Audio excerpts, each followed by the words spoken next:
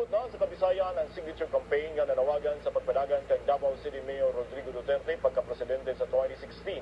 Sa press conference kagahapon, masaligod ang convener sa Pilipinas for the Duterte Movement, Barangay R. Castillo, Captain Mar Masangib, nga makaabot sila og 6 million signatures karong bulana. Patod sa PDM, nalukop na nila og kampanya ang kinatibuk-an sa Southern Mindanao ug ingon man ang ubang bahin sa Visayas ug Mindanao.